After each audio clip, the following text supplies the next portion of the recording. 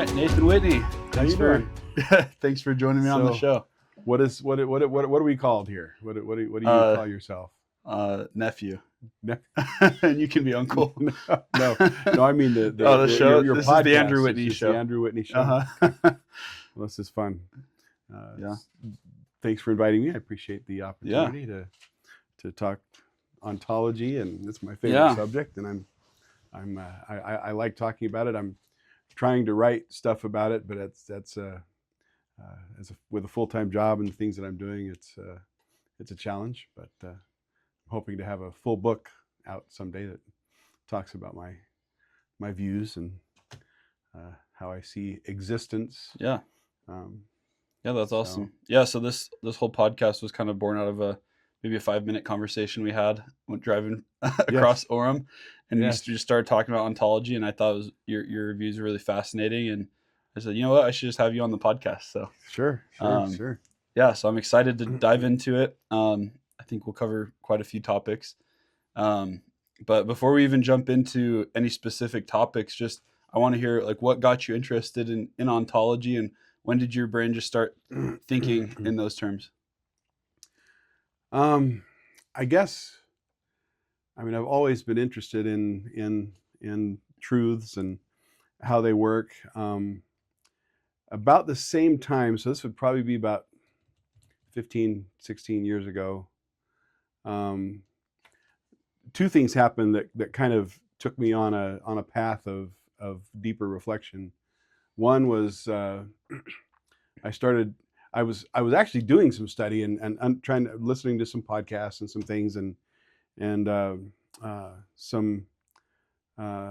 the concept of analytic theology came up, which is instead of doing the normal deep dive into the scripture, and this was in the concept of biblical theology. So this wasn't LDS theology. This was biblical theology. And instead of looking at all the history of the scriptures and the history of the church and the history of the doctrine, they were more taking, well, if these doctrines are true, how does it reflect on reality? What does it mean? What can we analytically kind of deduce from those concepts? And and I think it was actually just before that, I had been thinking about my own ontology. Ontology is my view of existence and what bedrock reality really is. Mm-hmm. And actually this might have been a few years before that. Actually, the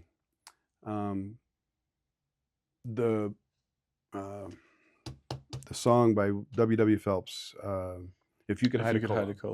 If You Could Hide a Kolob, which has always kind of informed how I see what they call the infinite regression of gods, which is falling out of favor in a weird way in analytic circles in some ways. That people are kind of taking their own little analytic path on that. But the concept had always interested me in that way, but the end of the song is like 3 verses of there is no end to, there is no end to, there is no end to. And I had always kind of just ignored that.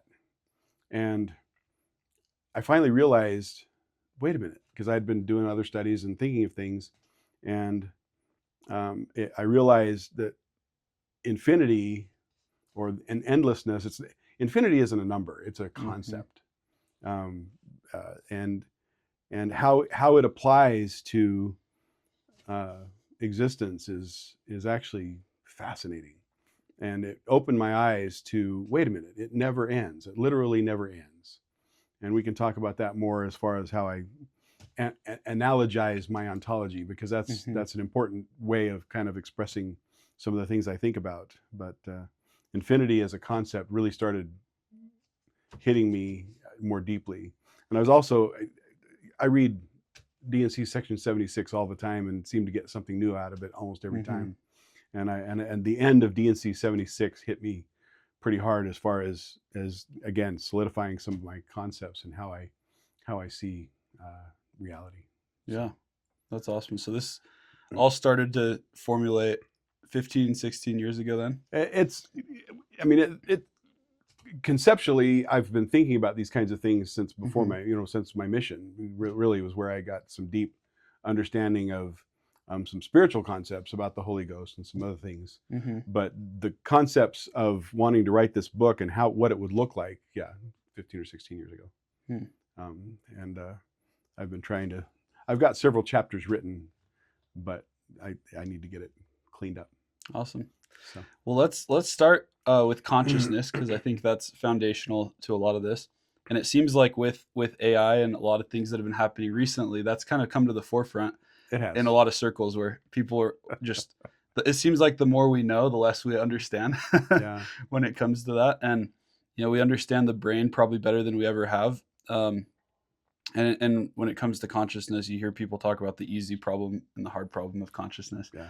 The easy problem being, we understand the different parts of the brain and how they have to do with focus, memory, and cognition.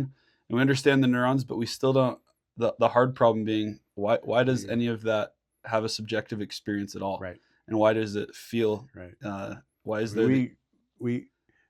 Physics has had a hard time making progress recently because we know so much. I mean, Mhm. and that's, I mean, it's not anything against scientists or anything. It's just we know so much about physics that the progress is in some ways in orthogonal and peripheral kinds of Mhm. studies, but the actual physics itself, there's still progress to be made, but it's hard, Mhm. and yet we still have no idea why a toothache hurts. Mhm. You know what I mean? That's the subjective experience you were talking about. Mhm. And I mean, and there's a lot of theories about it. And well, we'll understand more if this, and we'll understand more if this. Mhm. And I was listening to a podcast just 2 days ago, and it's like they're so confident that, oh no, we're gonna get there, Mhm. and we're gonna understand it, and yet they still, all subjective experience is just hand waving, Mhm. completely hand waving.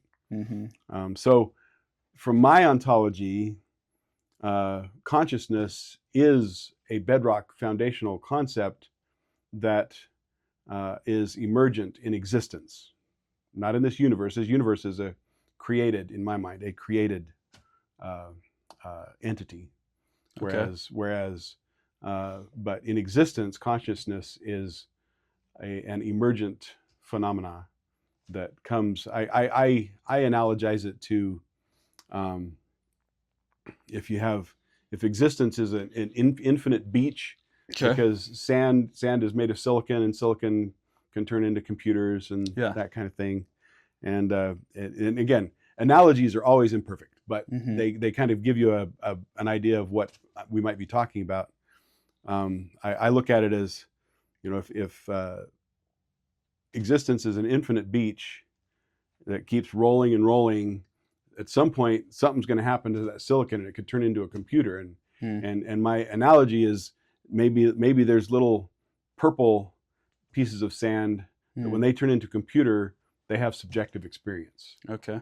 And that's kind of my really, really raw analogy of, because outside of this universe that started with the Big Bang, we don't know what there is, what the bedrock uh, uh, physics are. Mm-hmm. And so then we'll talk. Then we can get into the simulation hypothesis that you and I Yeah. talked about a little bit, if you want. But Yeah. that's let me ask a few but questions from in the there. foundation, I think consciousness is an emergent phenomenon. Yeah. So explain what you mean by emergent. My understanding is that it that would mean it arises from complexity. Yeah. Or organized. Things have to organize into a certain way for consciousness to emerge. Correct. Is that Yeah. what you're referring to? It's emergent is maybe not the best word. It's I guess it's, I don't know what other word I would use, but we don't, I mean, existence can be forever. Time is another concept that we can Mm-hmm. kind of wave and talk about a little bit. But at some point in that existence, consciousness became a reality. And so there was Mm-hmm. whatever the bedrock foundation of existence is, consciousness is obviously possible. Mm-hmm. You and I have it. Yeah. And so so it came from somewhere, and I believe it because it was possible, and because infinite is a long Mm-hmm. time, it finally became a reality. Yeah. So as I've kind of read about different theories of consciousness, I'll just bring up a couple, and I'm curious Sure. for you to tell me kind of which category you'd maybe put your ontology into. Yeah. So one is Might be none of the above, but that's okay. okay. Yeah, We'll I go think with it might that. maybe a combination of a couple. Okay. So Descartes kind of defined it. Well, he introduced dualism, which is there's physical matter and then there's consciousness, which is non-physical. Right. So do you, and then, in DNC, it talks about how spirit is matter, but more refined. Right. So that's not even necessarily dualism. It's almost everything's matter. It's just a different type of matter that's so fine we can't weigh it, perceive it, measure it. Yeah. So I'm curious where if you think consciousness is, how does that fit into spirit? That's one theory, is that dualism. And then, that there's panpsychism, which is everything is conscious, even down to the atomic level, and maybe it's not the same level of consciousness, right? But there's some type of subjective experience of what it is to be an oxygen molecule. Okay. And then as that matter gets organized, then there's higher forms of consciousness that come from that. And then there's just physicalism. Cleon Skousen had a type of panpsychism. Yeah, I think my dad kind of tends towards that. I think so. And then there's physicalism, which is just that it's just a, I guess that consciousness emerges from organized physical matter in the physical realm in the universe. Yeah. Right, and I think that maybe contradicts that there's a more like a spiritual dimension behind everything. So yeah. So where does yours fit into all that? I'm not a panpsychist. Okay. The consciousness comes from spiritual matter, and that's in the DNC, and I believe that each conscious being has a specific start from, in my analogy, the purple piece of sand or whatever in the infinite beach. Again, silly analogy, but that's kind of how I see it. It works, yeah. The whole concept of metaphysics and outside of physics, the words that we use to talk about that other people talk about, doesn't 100% apply, because, like you said, the spiritual matter is matter, but it's just finer. If I were in a car wreck that completely destroyed my body, my spirit wouldn't be affected. That's how I see it, and it comes from a more refined, and it obviously interacts with the universe, but it is a physical concept. We just don't understand it, and it's more refined, and we don't know how it interacts with the universe. So Descartes' dualism sort of applies, but in the concept of God's creation and creating from nothing, they see the spiritual as a creation of God that's completely separate from the physical. So it's a separate thing, and I don't see them as so separate. It is, in terms of this world, it has a very unique quality that can be seen as separate, but it's still a physical thing, like you talked about, and we just don't know how it interacts directly with all of the physical matter that we have. It reminds me of I think it's Clarke's third law. Have you heard that? It's that any sufficiently advanced technology appears to be magic. Arthur C. Clarke, yeah. It's like, until and then once you understand the mechanism behind technology, then it seems like it was obvious all along. Right. But until you understand it, it's just it seems metaphysical. A good example, a good analogy that has been given is like, if you saw a radio acting, think of the radio as kind of a body, Mm-hmm. and you're like, oh wow, you tweak these things and you can pick up signals and things happen, and if you break this, it stops working, and Mm-hmm. and yet, but if you don't have enough science behind it, it's like, it's pretty magical. Yeah. It's like, how does the radio interact with the signals and the electricity and the Mm-hmm. electromagnetic waves and the things that make it happen. It's We understand it because of James Clerk Maxwell and his formulas to help us understand what electromagnetic waves were, and Faraday and these things. But if we didn't have those things and somebody brought a radio to you, and it would be pretty magical, and how it picks things up and sends things out, and how it interacts, and think of that as a body and the spirit interacting with it. If we understood it, like you say, I think it would be relatively straightforward. Mm-hmm. But without that knowledge, it's hard to know. Yeah. Yeah, I think consciousness is just still one of those realms that feels magical because we don't understand it. Yeah. We don't understand the mechanisms behind it fully. So yeah, let's talk about simulation theory. So my recollection of the conversation we had is that you're of the opinion that it's very improbable that we're living in a simulation. I don't think we're. I mean, there's so many things about this world that I think reflect simulation. Mm-hmm. But my ontology, that this is the reality. Mm-hmm. But from God's perspective, it can be kind of analogized as a simulation. Yeah. Yeah. And I remember one thing that's fascinating you mentioned is that there's 3 assumptions. I can't remember what they were. I'm really curious. So there's Nick Bostrom. Okay. Is a Swedish philosopher, I think is what you'd call him, who says he thinks that there's a reasonable chance that we live in a simulation. Okay. Because if you assume that there's no difference between the physical matter and the biology of human existence that can make consciousness, and he doesn't think there's a difference, or most people don't think there's a difference, Mm-hmm. then there's no reason why a computer or some other kind of entity couldn't be conscious.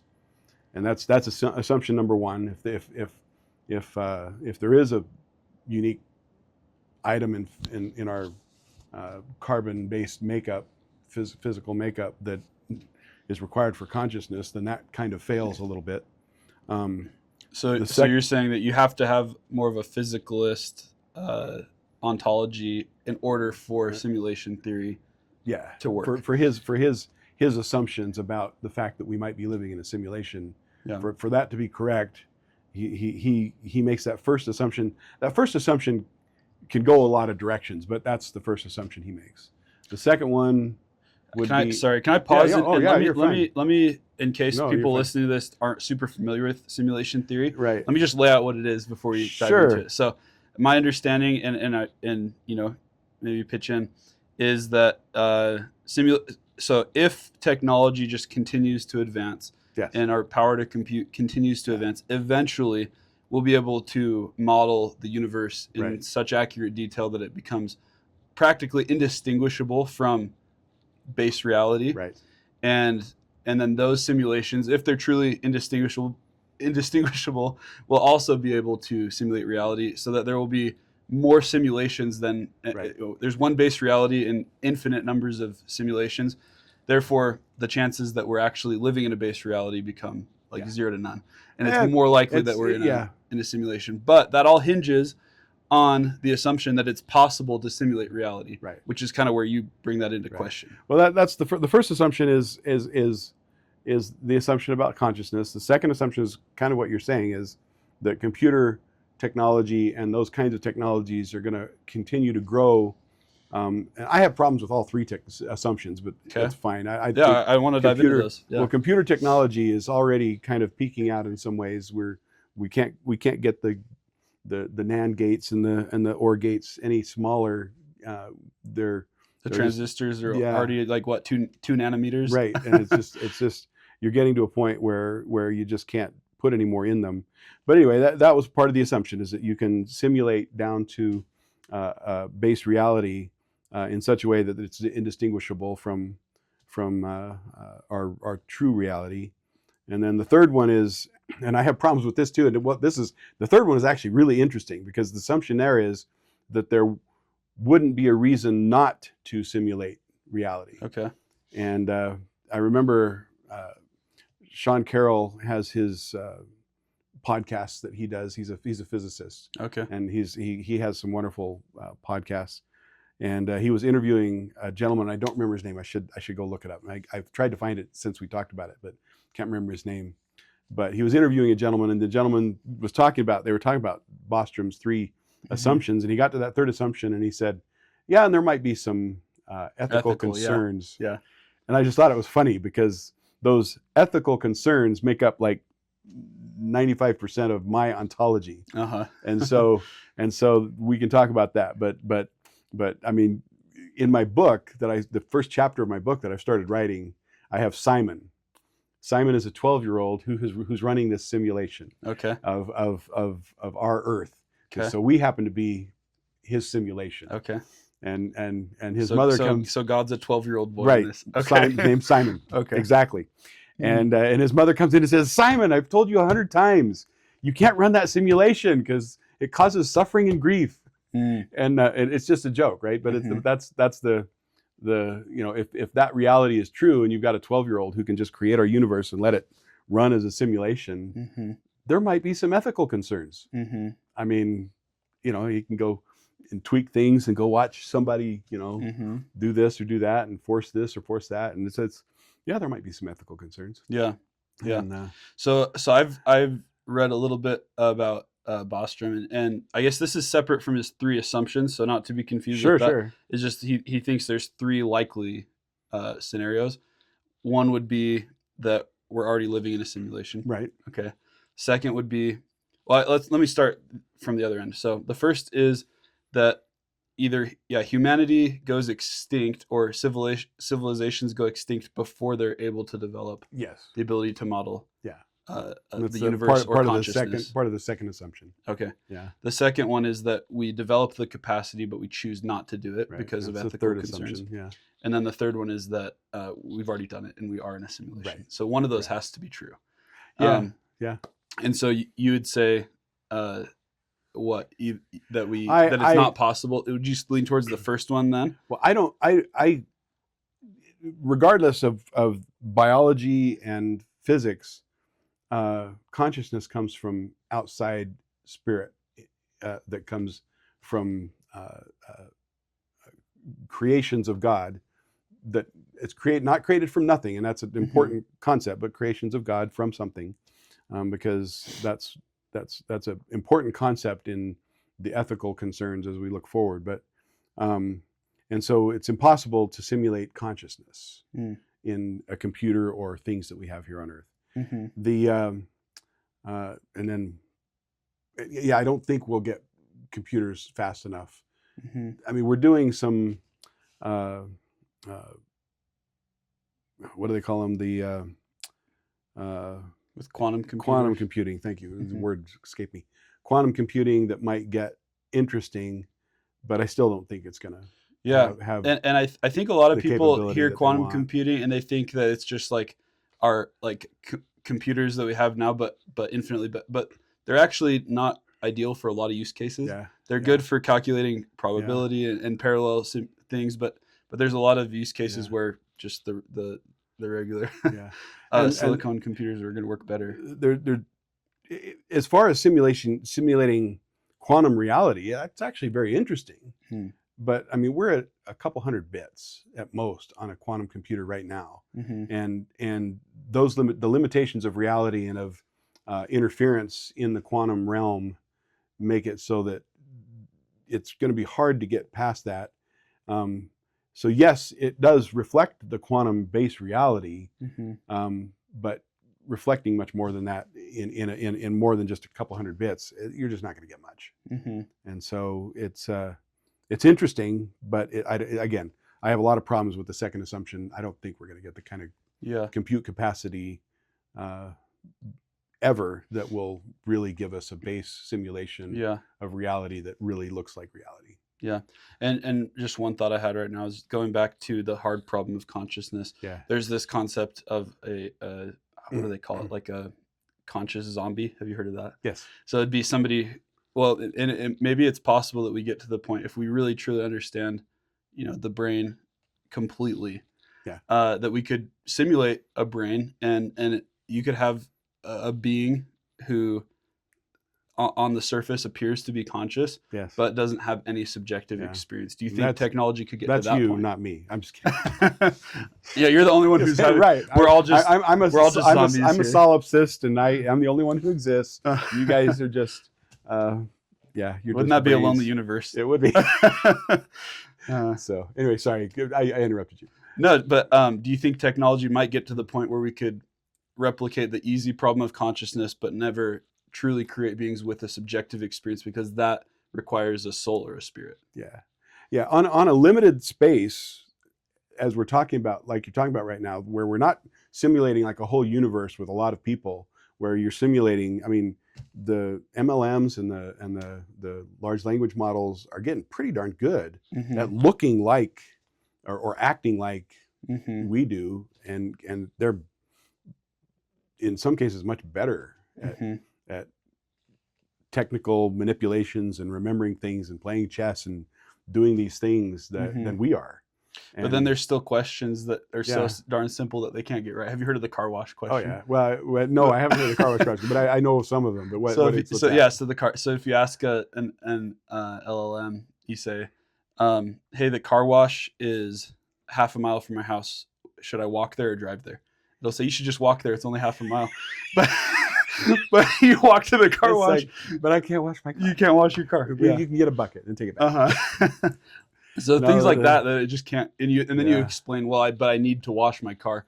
But you should just walk. It's only a block away. Yeah. Well, Sean Carroll talked about, because there's MLMs, which is LLM, sorry, not multi-level marketing. No, large language models. Well, there's large language models, and then there's the what's the other one? The neural network, NLM, and neural network. Anyway, large language models are based off of neural network modeling. Okay. That gets fed language and trained on language. But you can train the neural networks on almost anything, and they're very powerful in their own realm. But the funny thing about, so Sean Carroll, again, with his physics podcast, was talking to an LLM, which is a large language model. It was ChatGPT. I think it was 4.0 or something. And he was explaining. He said, well, if I change the rules of chess so that the back of the board maps up to the front of the board, how could, he was trying to get it to think conceptually without it just doesn't have it has a language model. It doesn't have a reality model, and it had no concept of how that kind of like mapping would affect the game. Whereas you and I could look at it and go, oh, it's obvious. Just take the king, you're done. I see. Whereas it had no clue. Do you remember which model he was working with? I think it was ChatGPT 4.0 at that point. So this is like some time back. Yeah. I wonder if the new Claude Fable could do that, because it has really strong reasoning. Yeah. It's interesting. Yeah. But if it's again, they're adding different parts that are above LLMs. Yeah. But it's still at base reality, the models that we have and the agents that we're using are still LLMs. They're still mostly based on large language models. And so giving them concepts of reality are something we inject on the side, where we'd say, hey, don't be mean. Don't talk about these kinds of concepts. Don't, because they if you look at the programming that they're doing to help the large language model behave reasonably in society, they've got a whole lot of checks and balances where they're saying, yeah, don't talk about race in this way. Don't do this. Don't talk about women and men in this way. Yeah. And, because one of the funny things is some of the original LLMs were applied online and said, hey, go pretend like you're a real person. And they became very misogynistic, very racist, very, I mean, they're reflecting what they're being trained on. And that is, they're just trained on the general stuff that comes out of chats. You're going to have a lot of that garbage. And so now a lot of the stuff that they're giving it on the side, and I don't know of any other neural network training that they're plugging into these LLMs to make them more smart of reality. But I can imagine they could start doing that and give it a chess engine or give it a some kind of reality engine in some way. But it's still, you're just limited to what you're trained on, and at core, LLMs are trained on language, and so that's what they know. They don't know rules of life in any kind of way. So it's fascinating. Yeah, yeah. I think a lot of people are maybe overly optimistic about how AI will start discovering novel solutions. I'm skeptical of that because, like you said, it's only going to be as smart as the data that it's been fed. Yeah. And I think humans will still be the ones kind of pioneering those frontiers. I will say I have been shocked at the capabilities of these models. Surprised at how good they are at doing what they do. I'm a programmer, and I use these things. You've used them. Oh yeah. To accomplish amazing things that I never thought they'd be able to do.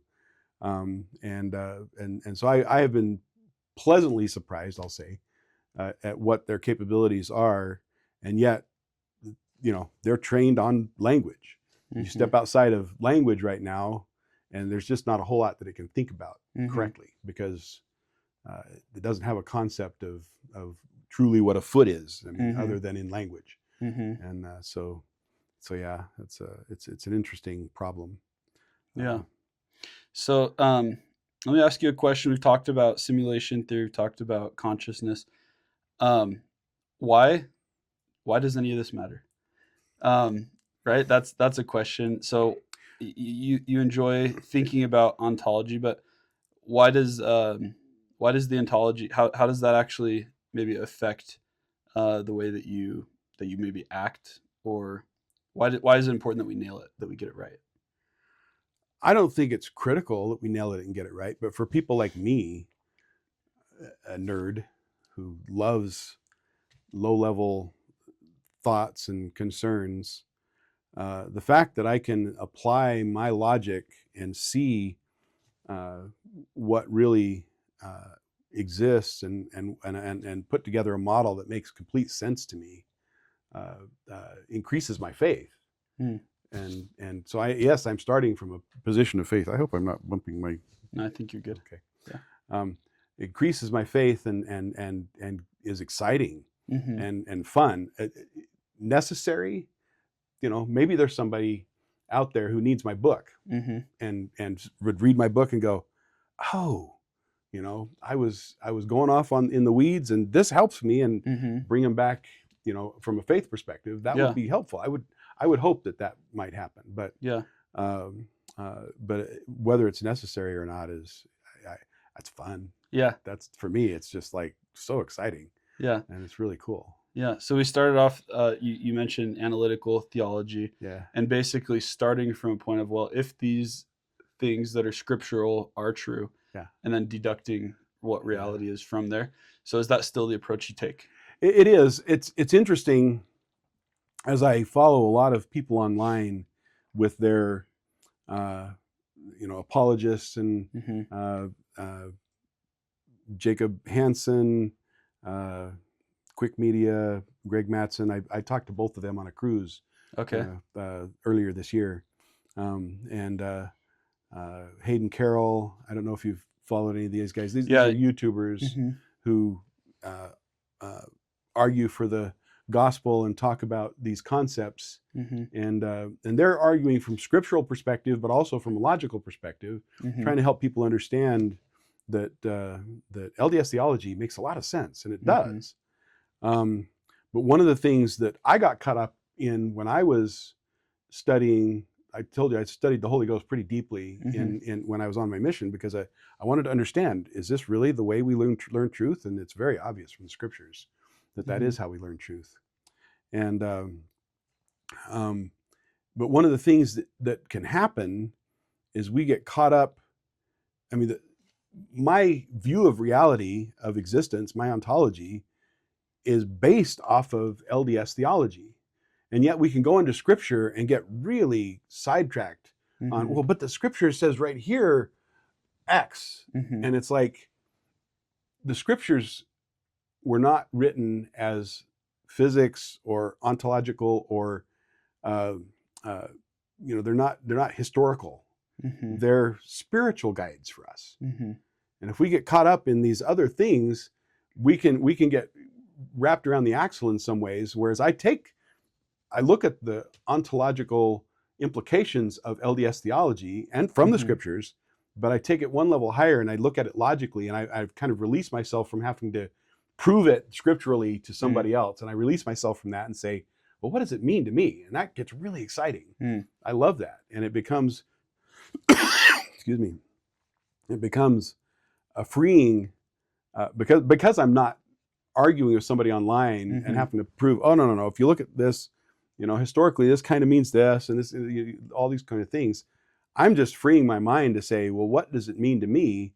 And what can I glean from the scriptures? And then how does it make sense to me? And it is making a lot of sense to me, and I love it. It's exciting. So I want to start diving into some of those more spiritual topics now. Sure. So maybe let's start with, from your understanding of the scriptures, what are some of the most core foundational truths and principles? And you talked about the Holy Ghost. You mentioned in previous conversations things like the family, justice. So where do you want to start?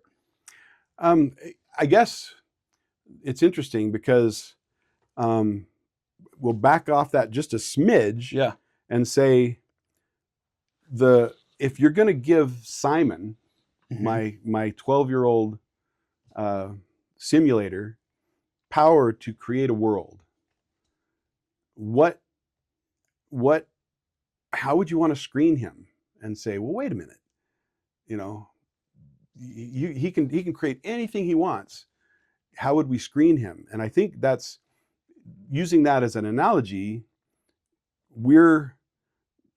if we're going to be exalted, we're going to be given that power. Here, you can create worlds, you can take from the material, from the beach, whatever, however you want to analogize it, take from the beach and start creating consciousness entities. Yeah. And one of the things so folding that back into what you said about spirituality, God did it in a way that we are family. He didn't just say, oh, here, we're going to go create reality. You wake up, oh, how you doing over there? He did it in a way that we are family. From the spiritual beginning, from the very beginning, we're not just individuals. We're family. We're his children.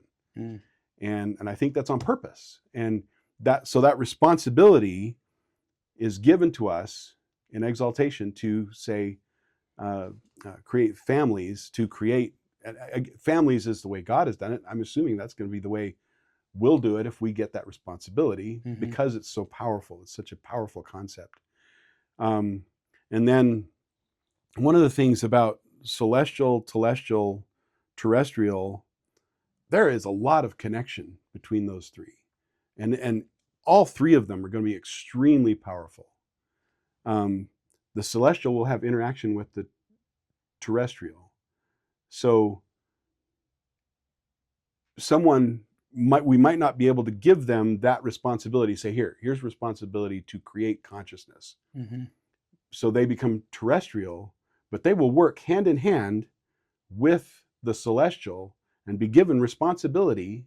And this is Nathan's view of existence going forward, given responsibility, and they will feel that spirit of the celestial for existence forever, for the rest of existence, as they work hand in hand with the celestial to make their responsibility meaningful and correct and true. And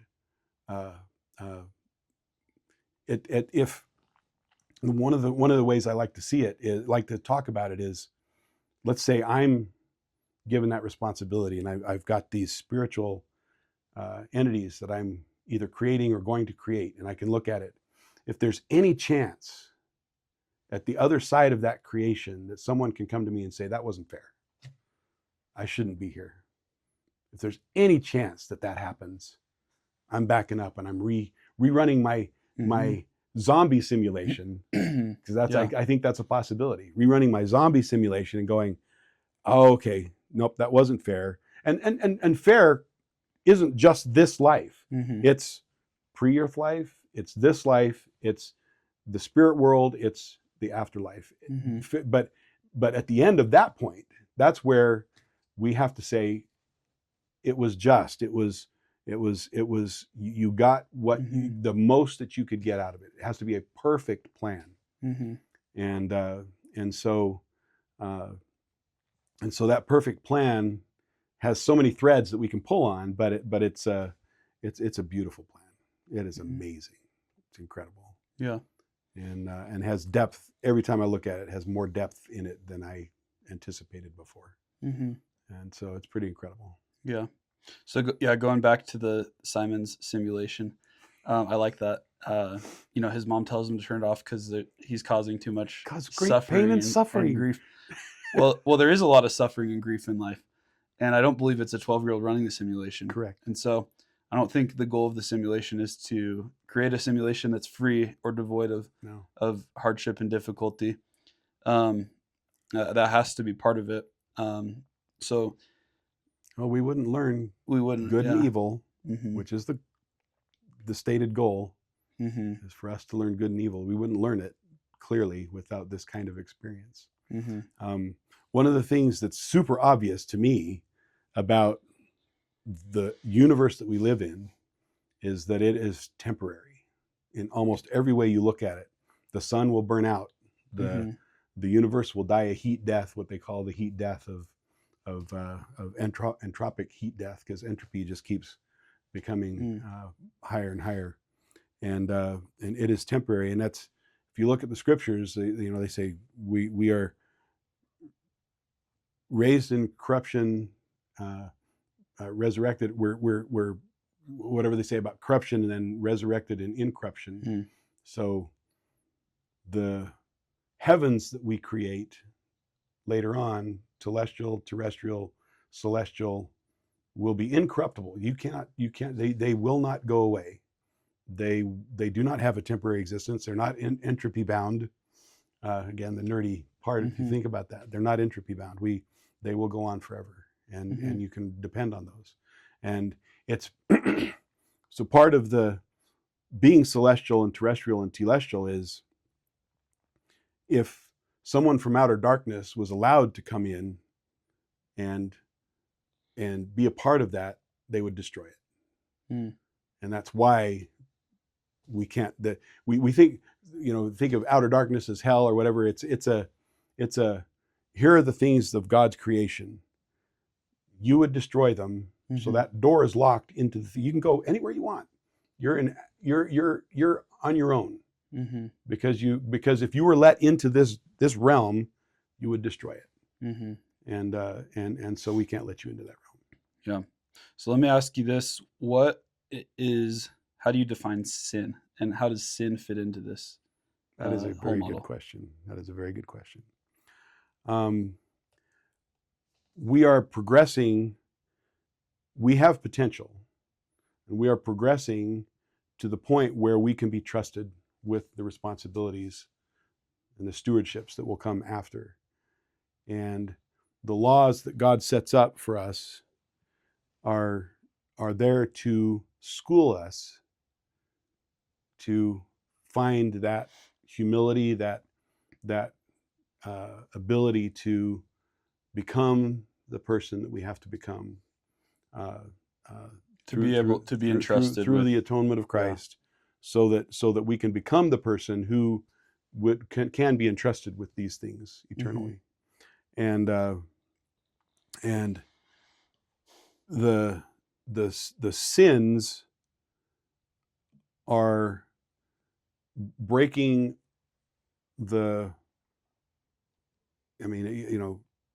if you look at the 10 Commandments, and there's a fuzziness there, but there's some of it that's very solid. Worship the Lord God. we have to trust him, and we have to trust that spiritual realm, or else we're on our own. Mm-hmm. We're gonna make whatever judgments we want to make, and we don't believe in that. And I have 100% faith that that reality is real. And if that reality is real, we need to trust God. Mm-hmm. We need to understand that He has our best interest in mind. It's tough, but that trust has to be there. So don't worship other gods. Don't put any other gods before Him. So those first first three are Mm-hmm. about First that, three, and then honor thy father and thy mother is so powerful, because it doesn't say obey your father and your mother. mm-hmm. Your father and your mother aren't perfect, but our reflection onto them should bring honor. If it doesn't, we're becoming a drag. Honor thy father and thy mother. They may not be perfect. Things happen. But your actions should reflect honor on them. And then it's, we don't commit adultery, don't steal. Just normal items of saying, this shoe is yours. If I walk off with it, I don't have that right. It's a cool hat. I might just take it with me, but it's not my right. It's not mine. It's not my responsibility. It's not something that I earn the money to buy or whatever. Don't steal. Covet is an interesting problem, because it's not about a specific action, but it's about schooling us so that we're not trying to be miserable in reality and go, well, why there are a lot of whys in this life. Why is Andrew so successful?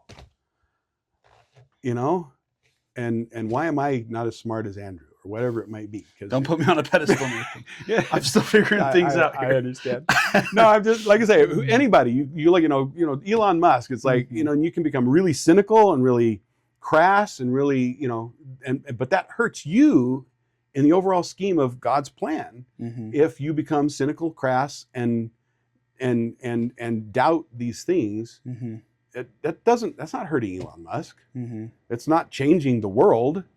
We want to bring things forth that are powerful, and so those breaking those commandments, the commandments are there for us to, one, respect others and understand our relationship. Don't no adultery, no killing, no stealing.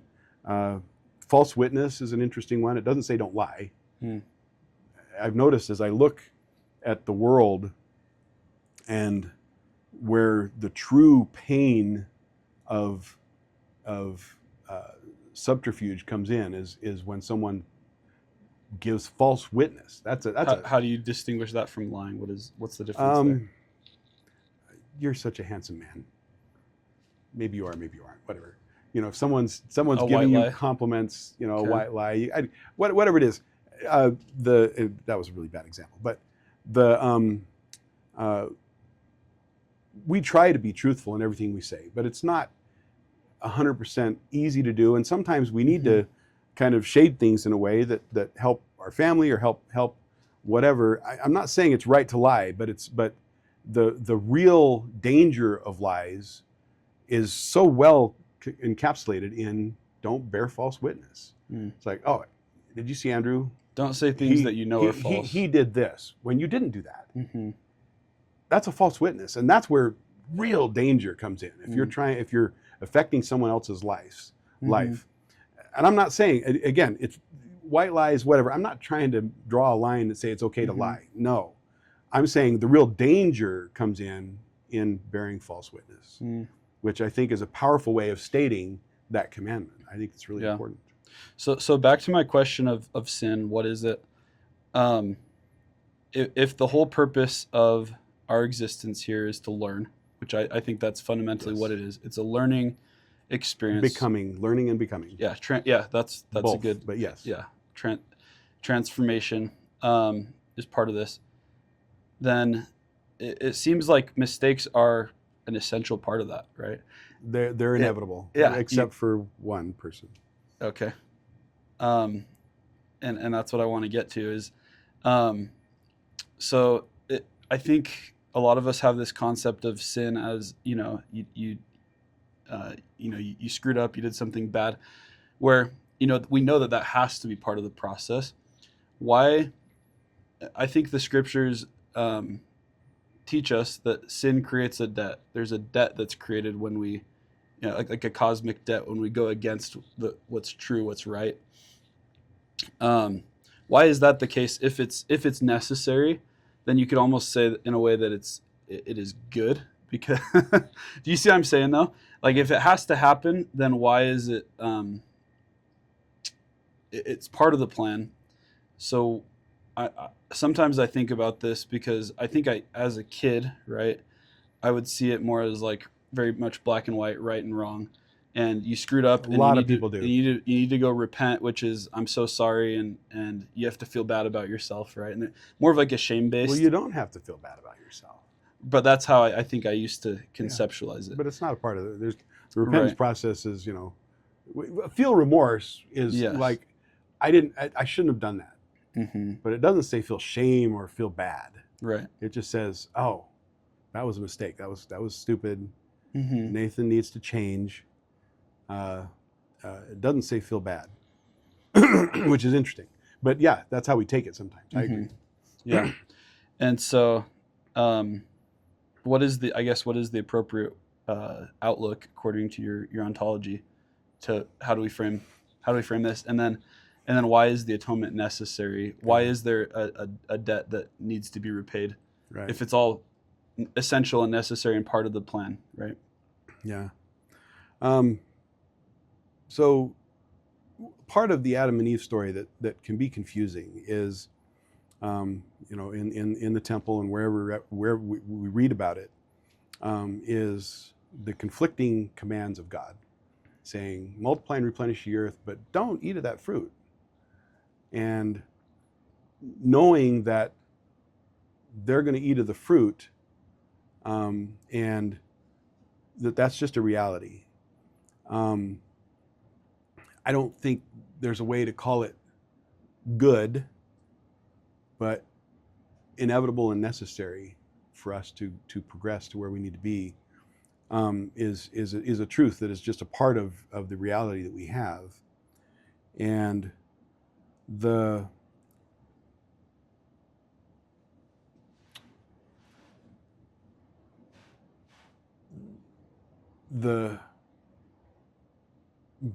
person at the end of existence who says, yeah, that wasn't fair, you don't understand me. Well, Christ does not just understand you, he experienced everything you experience.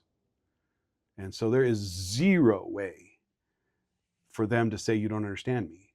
They can still maybe say it's not fair, and that's what Satan does. He's the accuser, and he is completely saying, yeah, all of that's garbage. It's just not fair. It's garbage. Mm-hmm. And he has put himself outside of the things of God. And so there's still that capability of saying, yeah, that's garbage. But other than completely rejecting anything that's good, if we look at what we have and understand the plan as it exists, we have Christ's atonement that understands us completely, and he is the judge. I can't judge anyone. I can make assumptions and I can protect myself. Touching my, I hope I'm not. You're fine. Bing, bing, bing. I can protect myself, but I'm not going to be the judge that says this is the line. You didn't quite make it here. You made it here. That's for Christ's final judgment, and that's part of the D&C 76 I was telling you about, when it talks all this stuff about celestial, terrestrial, and telestial, and talks a lot about the telestial, and then says, and then after the telestial, Christ presented it to God whole, and his mission was, I forget the words, but then it was complete. Mm-hmm. And it wasn't complete until the telestial, some people who we think are pretty rotten people, mm-hmm. were presented to God in a kingdom of glory. Mm. And so it works for everyone, and it works because God can't be unjust. If something happens, we are responsible to pay that debt, as you talked about. God can't be unjust. So that justice has to be meted out in a way that is fair and just. And when we partook of the fruit and came, well, again, reflecting as if we are Adam and Eve, partook of the fruit, we came here to experience this experience here in this life. We agreed to be a part of his plan. That was part of the war in heaven. We agreed to be part of his plan. And the progression that happens is, like you say, inevitably we will make mistakes. There is a perfect example that didn't make mistakes, but other than that, we will make mistakes. And that perfect example, if you talk about what's fair and what's not fair, he became the ultimate sacrifice. Willingly. That's one of the harder parts of my ontology to justify, is Christ's atonement. It's incredible. It's not fair. He's the ultimate victim. It's a true victim. He willingly took on that responsibility so that he could be a completely fair judge, school us, bring about the plan of salvation, help us in every way so that we can make the steps and the progression that we need to make to ultimately receive the glory that our potential, that is in our potential. But this sin is an interesting concept as a word. I tend to go back to the reason for the commandments and what they mean for us, and I tend to look at it as mistakes more than sin, but it is reflected in the word sin and how it is inevitable, a part of who we are and what we do. We'll make mistakes. We progress, and if we can continue to progress towards Christ and put off the natural man, then we will learn the things we need to learn. Let me go back to families. Would you say that before families, so you're fine. Would you say that the purpose of existence, I think we're on the same page here, is to become like God? Yeah. And so we're learning how to prove ourselves worthy of that, his ability to create consciousness. Yes. That's a big responsibility. Huge. Yeah. Big responsibility. Yeah. Why? So as I've thought about this, I'm just trying to understand why create consciousness at all, right?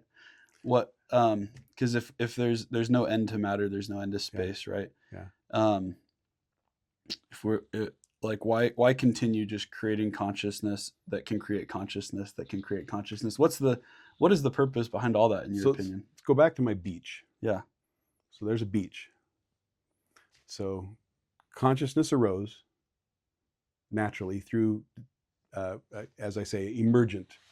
Somehow it finally showed up. And then there are multiple of them, and they're trying to interact. And there was enough of them that they're like, and then some of them mistreat some of them, and you get pockets of difficulty and pockets of strife and pockets of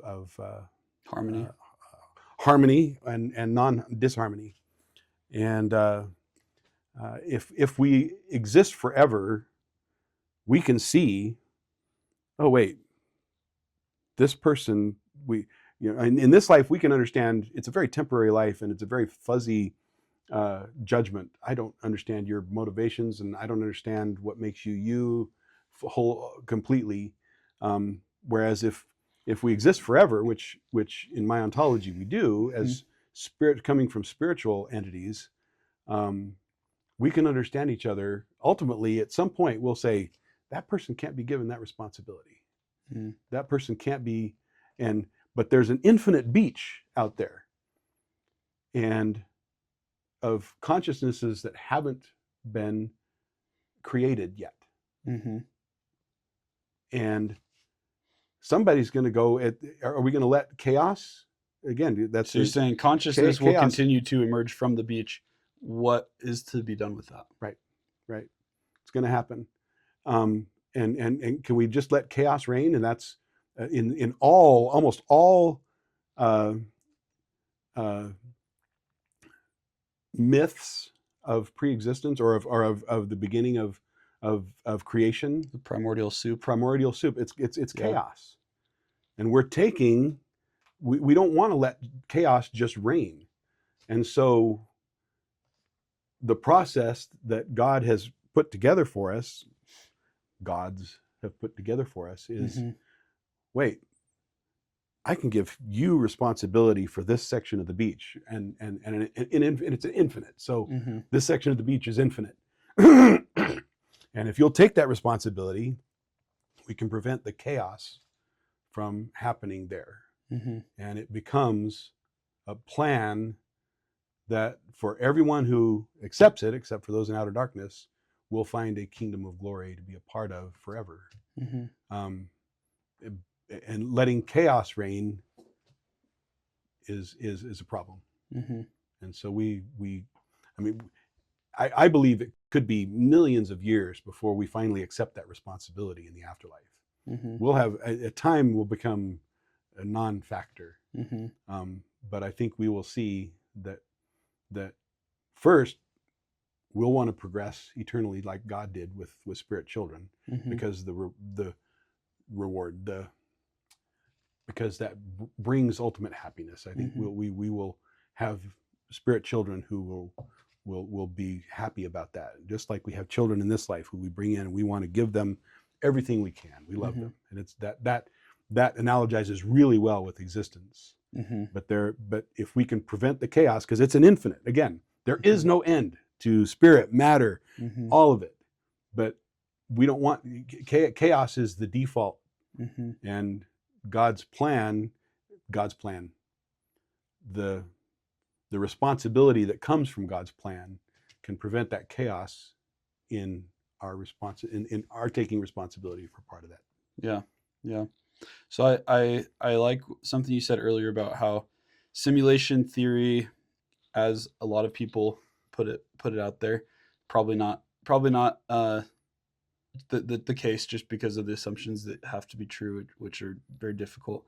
But it is a good analogy for God's creation.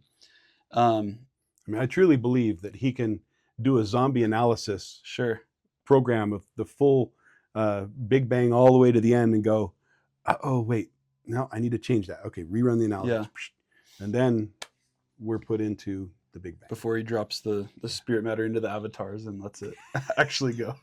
Yeah, more or less. Cool. Yes. So, do you play any video games? Yeah. Okay. Master of Orion. Okay. Have you heard of the game? It's an old one. No Man's Sky. No. So it's a video game. It's a sci-fi game. I haven't played it, but I was fascinated. There's a map of, there's just multiple universes, and there's apparently 18 quintillion planets in this game. That's 18 zeros. Okay, 18 followed by 18 zeros. Okay. That's, just to put it in perspective, that would be 2 billion planets for every human on Earth. Okay. That are in this game. And so you think, okay, how could they create a video game that has that many maps, that has that many planets? And they're algorithmically generated. So you have a seed number that's randomly generated. It's like 64 digits, whatever, 64 bit. And then it just gets plugged into a formula that determines the types of plants and the types of animals and the colors and the geography and the layout and how much water and how much land. And so the map renders as you take your character into some far corner of the universe and get closer to a planet. Then it randomizes that string of digits, plugs it into the algorithm, and generates a planet. And so there's an almost infinite number of planets that can be generated this way. And so a lot of people, when that game came out, pointed to that as evidence for maybe simulation theory, right? Because like one of the points that you brought up earlier is maybe we could get to a point where we could have a sufficient power to compute and generate a small model, right? But the universe is so vast. And I think one point you brought up in a previous conversation, we can't even accurately model a single atom now. Oh yeah, no. we can't. To do the actual quantum mechanics around a single atom is surprisingly difficult. Mm-hmm. And we don't know where it's at. It's just probability. We can't Right. really accurately model that. So to think that we could generate a model of the entire universe and we can't model Accurately, one atom, yeah. not really feasible. So I wanted to bring up, as I thought about that conversation, maybe some pushback or Sure. an opposing view, which is the way that this video game works is you don't have to generate everything. You only have to render what's being observed. Yeah. Right. Yeah. And so, with there being no end to matter, I like to think of reality as you can zoom out infinitely. We point the James Webb Telescope out into some black far corner of the universe Yes. and zoom and zoom, and there's like more than we could ever possibly imagine. And I think it zooms out infinitely, but I think you could also zoom in infinitely, down to the atomic level and then into subatomic particles, and maybe there's entire universes down that way as well that we can't even see. Planck's scale would limit that, but Okay, don't worry about enlighten me. What is that? it's the smallest length that we know has any real meaning in the current understanding of physics Okay. and quantum mechanics. Okay. Beyond that, that's when you can't measure momentum or the Heisenberg uncertainty principle. That's where things just fall apart. You can't there's no way to understand anything smaller than the Planck scale. And the Planck scale is pretty small. Like and atom, is that just because we don't have atoms the big, the Planck tools scale is to measure beyond that? No, it's conceptually from the current quantum mechanical models. It's because there's it's not the tools, it's the reality. The reality just doesn't exist there in the way that we can think about it. Okay, interesting. It's sort of like the orbiting of an atom, or measuring where an electron is, Mm-hmm. and if we happen to hit it at the right point, then it'll bounce. Otherwise, we just go right through because it's in this probability cloud. Mm-hmm. And there's still debate as to whether there's an actual reality in there somewhere that we just don't know about, Mm-hmm. or if it's just a probability model that reacts in a certain way. Most people believe it's just a probability model that reacts in a certain way. Mm-hmm. That there's no ultimate reality of a dot in there somewhere, surfing on the probability. So you're familiar with the double slit experiment, Yeah. Classic experiment. My understanding of that experiment is single slit. If when they shoot electrons through, if electrons are just physical matter, right? Single slit, you get a single line on the back. Then they'd expect two Double slits, slit, you get two lines on the lines. back, and it's not. You get an interference pattern. That's correct. Which doesn't make sense if electrons are just particles or just Correct. matter. And so they have to exist as probability, waves. meaning that they're going through both slits, but also neither slit at the same time. But then when you actually observe, when you introduce the observer, we do see that they go through one or the other, which kind of I don't think we've really fully understood how that works, because how does the act of observing change reality, right? Yeah. And so going back to No Man's Sky, that example, right? Mm-hmm. Is it possible that reality is only rendered when it's observed? And so that the James Webb Telescope, when we pointed out into space, it was just probability out there. It wasn't anything definite.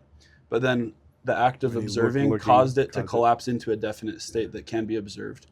And so if that's how a simulation worked, right, we wouldn't have to model every single atom. Correct. We wouldn't have to model the entire universe. We'd only have to render what's actually being observed, which would be computationally a lot more simple. Yeah. I think that's doable conceptually from a simulation. Several thoughts. It doesn't help my other assumptions in the simulation hypothesis because I just see ontology so differently, which is fine. Yeah. But it is possible that you could simulate things in that way and make it reasonable for people on this earth. I think God's ability to simulate is much more powerful than ours. For sure. His computers can simulate and make reality out of the whole thing. But my ontology doesn't require that. Mm-hmm. My ontology means that if God really is only simulating what we can see, that's actually fine. If his computers aren't powerful enough to simulate all of these other billions and trillions of planets and galaxies that are out there, my ontology doesn't care. Yeah, well, and it might just not be necessary to do. Might not be necessary. I think his computers are powerful enough that they're running the whole thing. Yeah. That it's all there. We can talk about information theory. I'd have to do some research to get clear on it, but it's fascinating that John Wheeler said "it" from "bit," because information is an incredibly powerful concept in how we understand the underlying base of reality. So what is, just give me the overview of what is information theory? It's just that the interaction of particles and the interaction of fields and the interaction of the waves that we experience, reality seems to kind of randomly fall out in a way that we can measure it with information. The closer we get to the actual fields and the lower level progression, the best thing that we can pull out of them is information, is bits. Like, well, okay, this means this, and this means this, this means this. And the fact that entropy is actually, you can measure entropy of a black hole, and entropy as a measure of information is surprisingly powerful. And it's why people like, say, John Wheeler John Wheeler is a very famous physicist who trained several physicists. He was a professor at Princeton, I think, and it might not have been Princeton, wherever he was a professor of. And many famous physicists came out of his program. And to him, information was an incredibly powerful concept. And entropy is a part of that, because entropy is a measure of information. And because quantum mechanical entropy, or there's another word for it, is actually a real thing, information is just surprisingly powerful. And that information translates really well into a simulation kind of understanding of what reality is. And so, information is a surprisingly powerful concept in physics. So again, my nerdy, my nerdy tingling goes, woo, that's interesting. So here's another thought, and I'm not sure how it relates to any of this, but have you studied fractals at all? I know what a fractal is. I haven't really studied them. Have you heard of the Mandelbrot set? Yeah. So I've got this app on my phone. It's actually really cool, where you can visualize it and zoom in on it and play with it. It's the bigger, the smaller or the bigger you look at it, the more it looks the same thing.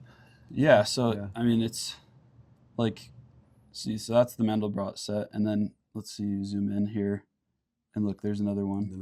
And you zoom in, and it's another one. It's another one. Yeah. But then you can zoom in on different parts of it, like, and you can zoom in forever. Like, let's just see what happens if we go down this way, right? Look, another Mandelbrot set, and then each little piece reflects a similar reality. We're going and going, and you can go and look. It's like 10 to the 12th power right now, 10 to the 13th power zoom. But the formula to generate this is z equals z squared plus c. Nice. It's an extremely simple formula. Yeah. And it can generate, really, it's infinite. Yeah. And that's just one little, we went down one little vein of the whole thing. And you can zoom out and zoom out and zoom out, and but you could explore any little part of that forever. And that's funny. And it's just rendering the further and further down you go. It's just rendering it in real time for you to see the conceptual infinite. There's another famous fractal called, I think it's the Barnes fern. Let's see, Barnsley fern. That's it. And this one's interesting because there's a lot of fractals that occur in nature. Mm-hmm. So this is a rendering of the Barnsley fern. It's a very, very simple formula, but it creates this fractal pattern, and every single branch of that fern is just another copy of Go down the whole. infinitely And, and and then keep every little seeing it. branch of that is another Mhm. copy, and every branch of that. Yeah. And so it's like an infinite fern, but Yeah. that it looks very similar to the fern that you'd see in nature. Yeah. I don't know if that's. It just makes me think that maybe God uses a lot of math. Oh yeah, yeah. No, as far as this life, the physics of this life is understood currently. The the Planck length is as small as you can go, and couldn't be broken down anymore, and can't be understood. And the Heisenberg uncertainty principle is related. You just can't. There's nothing physical that can break it down. Which seeing that life seems to be quantized in that way is yet another way of thinking, oh, maybe we are simulated. Again, I think it's a great analogy because I see God as being able to simulate this existence and then injecting our spiritual experience into it in this way. And so you think the Planck length is God saying, hey, you guys don't need to be able to break things down any smaller than this. This is there's no for the sake of existence, you don't need to go any further than that. Even though we know, matter probably could be broken down smaller if spiritual matter is even finer. Yeah, There's so many twists and turns we could take on that in terms of what does space and size mean, because it changes when you have the speed of light, and when you go faster or slower, or you experience gravity, lengths and sizes change. And so what they really mean becomes a fuzzy concept all its own. Time changes, and so maybe we can talk about time for a minute and then wrap up. But sure, because you brought that up earlier, how do you think time fits into all this, and especially from God's perspective? Is he outside of time? The time that we experience has a very Einsteinian flow to it that changes depending on how close you are to the speed of light. And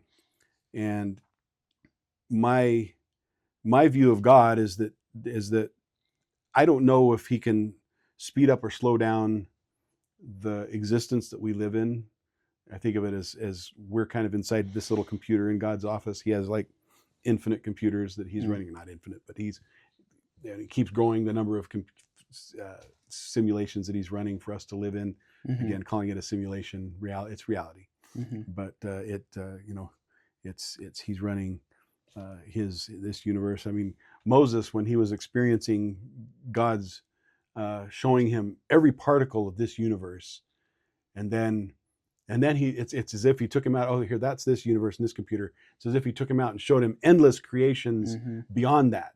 And again, my analogy is he took him out of this. He took his consciousness out of this spiritual consciousness out of that computer and said, "Here, let's plug you in over here. And look, I've got all these other universes that I'm working on." And this universe, because it's so big, could have hundreds of bazillions of worlds on it with humans like you and me, and we would never know because it's so vast.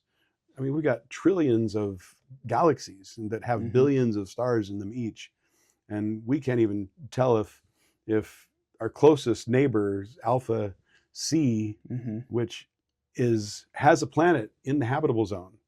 We don't know if there's life there or not, and that's the closest one that we have. So God could be doing a lot of interesting things, and what was the original question? Do you think God exists outside of time and space? So I mean, I think he is constrained by events. So time, as we understand it, doesn't really apply to God. I don't know if he can speed up or slow down our simulation. I know. My ontology says that he could run a full zombie simulation of our existence and go, oh, look right there, and then he can control in his time frame or his changing of events, where he wants to enter and interact with us, and how he wants to enter and interact with us. And so to him, time is definitely different. But it's still constrained by events that happened before and events that will happen in the future. There's still a past and a future. We experience a Einsteinian past and future that is actually surprisingly malleable as you learn more about it. Whereas, this person, depending on how things are moving, this person could see that happen first and that happen second. Whereas this person over here, moving at a different speed or in a different kind of time frame, Einsteinian wise, would see this happen first and that happen second. That's kind of strange. Yeah, it is. And how we conceptually see things. So cause and effect become kind of fuzzy and in a from a quantum mechanical perspective. But I think we're still constrained by events, and God can sort of stand outside of time, but he's still constrained by the events of, I created, this has to happen, the end of that creation, Christ presents, however you want to think about it. There's still events that happen that are chronological, but that just don't match our view of time. Yeah, that's really interesting. So saying he's experiences outside of time is so poorly defined. If you ask 3 different scientists what time means, you're going to get 3 different answers. And so time is so poorly defined that I have a hard time saying that Christ is, or that God is outside of time. But it's kind of like what I said. He's still constrained by events. Yeah. No, I think it's really interesting. So I read the Bhagavad Gita. Have you ever read that? Do you know what it is though? It's a Hindu Krishna, scripture. Hindu. Is it Krishna? Yeah. Krishna stuff. Krishna is one of the main characters. Okay.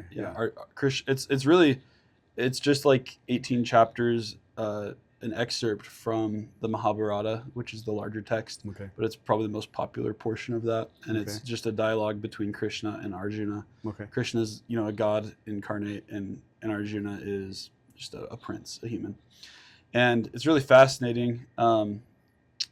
What's his name? That read it, the father of the atomic bomb. Oppenheimer? Oppenheimer. Yeah. So he read it multiple times. Have you seen Oppenheimer, the movie? You haven't seen the movie? You should watch the movie. Okay. But yeah, when the first atomic bomb, detonated and it worked, he said his quote was, "Now I'm become death, the destroyer of worlds," and he's quoting Krishna in the Bhagavad Gita. Yeah. Which is a side tangent. Anyway, I saw the movie and I was like, I should go read that. And I read it, and it's really fascinating. And just like I should read it because I never have. The version that I read has a lot of commentary, and he's tried to. It's an Indian guy who did the translation, but he tries to add a lot of commentary to make it more digestible for a Western. Sure, because it would be probably pretty thick otherwise. Yeah. So every chapter it'll have almost as much commentary as text, and just explaining a lot of these concepts from their worldview and I guess their ontology, you could say. Sure. But one of the concepts I thought was interesting is they call it Maya, is the Sanskrit word, but it just means an illusion. And Krishna says that this whole world is Maya. Everything that we see it's all an illusion, and it's not the reality. It's just a bunch of bits. Yeah. A bunch of information. Yeah. And the Atman, the eternal soul, persists, but the Maya is transient. And it's just so interesting because you could take that and kind of mesh it onto the plan of salvation. Yeah. Or you could take it and kind of match it up to simulation theory, because they all kind of intermingle. They do. But I think it's so fascinating. I think humans have always kind of known deep down, maybe it's the light of Christ that's just telling us like, hey, there's something a lot deeper than this. Yes. This is not the end. That is true. Yeah. That is true. So it's fascinating. Well, to wrap up the whole conversation, sure. So your entire ontology is based on a foundation of Scripture as the ultimate source of truth. LDS theology and Scripture, yes. Okay. And what would you say to somebody? I mean, how would you present maybe your argument to an atheist who says, "Well, you can't use that. You can't cite your sources in Scripture because I don't even believe that in the first place." Sure. Would you even try to argue with a person like that? Several thoughts come to mind, and Yeah. and I could talk about this for a while too. Yeah. But the first thought is as an analytic theology approach, I'm absolutely making those assumptions, and those assumptions come from an spiritual experience that I've had in my life that have led me to those truths that I accept. But I talk not weekly, but probably twice a month or more with my atheist brother, and we talk about My atheist uncle. I know him. Yes, your atheist uncle. And we talk about this a lot, and I have full respect. So I talk about this often with my brother. We have a really good relationship, and we talk about things like this all the time. And just yesterday, in fact, we were talking about consciousness, and I brought up. I had sent him a video that a YouTube video that I listened to, where it had these scientists talking about consciousness, and they're all physicalists, and we're sure we're going to come up. We know that the theories we have for consciousness right now are incorrect, and but we know we're going to come up with the theory, and we can see how the physics of it work, and how, you know, we know we can turn off your consciousness. I can give you a drug, and you're out like a light, and I can operate on you. You won't feel a darn thing. Mm-hmm. And you know, so there are a lot of people who, you know, they see that as understanding that it's a physical thing, and we just don't understand it yet. And I sent him that video and said, it's funny that they admit right in the video, they're so confident we know that the theories we have right now are not right, because we can see so many holes in the theories that we have. But we know we're going to get there. We know because we can see the interactions, we can see kind of what's happening. And yet they said right in that video, they saying, yeah, and we still just have no clue why a toothache feels like a toothache. You know what I mean? And because nobody solved the hard problem of consciousness. Right. And so and so Tim's first response to me was, "Oh, God of the gaps," and I was like, "Whatever, Tim." And that's because as we started this conversation, I kind of mentioned that, you know, physics has a hard time making progress because they know so much from the physical specificities. It's really hard to make progress because we have measured down to the iota. We can see physically what's going on. And I said, and Tim, I'll accept my God of the gaps because you have no clue what a toothache is. And they have no clue what a toothache is. Yeah. And I'll accept that. I put my God of the gaps right there. And I'll say, I accept that. Yeah. And yet, you know, they have their way of saying, no. You know, if we tweak the mind this way, clearly we can have two minds. Sometimes if you split it down the middle, your left hand doesn't know, literally, your left hand doesn't know what your right hand is doing. They've done that to somebody, you know, and I can understand that. And I go back to the radio analogy, you know, where we don't understand. If you don't understand the interactions, it looks like God, you know, it looks like a mystery, like magic, right? And so I understand that. I respect, if I didn't have the testimony that I have in the ways that I have it and have received the answers to the prayers that I have, I'd be right there. I'd be right there, like, yeah, we'll figure it out. It'll be there, and that's okay. And physics and the scientific method are amazing, and they've done wonderful things. But I definitely, in this discussion, I'm standing on top of my analytic theology presumption and looking at what that means on top of that. The fun thing for me is I see so much evidence and so much reality and fun, nerdy connections that just tickle me pink. I love it. I think it's just so fun.